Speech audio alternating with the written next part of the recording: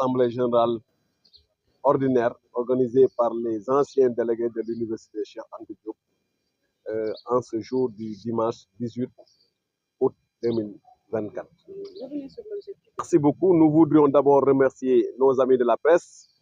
Cette journée du 18 est une journée importante dans l'agenda de l'Université Cheikh Anta Diop parce qu'il est bon de le dire, depuis la création de cette université, des différentes générations d'étudiants se sont passées par là.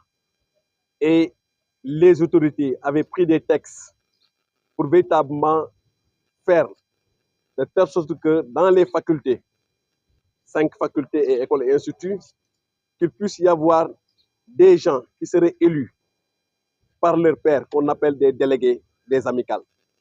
Et ces gens devraient prendre en charge la défense des intérêts matériels et moraux des étudiants, tant sur le plan pédagogique, mais aussi sur le plan social.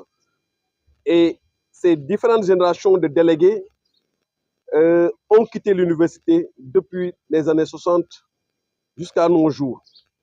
Et vers les années 2018, il était important pour un groupe restreint, dirigé par le camarade Alifaï, il faut citer son nom, de créer un groupe WhatsApp en 2019 pour que nous puissions en tout cas nous retrouver autour de l'essentiel, c'est-à-dire quelle devait être la contribution des anciens étudiants pour la bonne marche de l'Université Anta Diop. Dans un premier temps, dans ce groupe, de faire des contributions financières dans certaines communes, comme la commune de Sibassor, où il faut le dire, le maire, professeur Ousseynou Diop, qui est membre des délégués, nous avons fait une contribution de 500 000 pour en tout cas venir en appoint à la construction de salles de classe. Nous avons aussi appuyé des malades. Nous avons aussi aidé des anciens délégués qui étaient dans des situations difficiles, mais aussi quand il s'agissait de décès, nous avons été toujours présents en présentant des condoléances à la famille.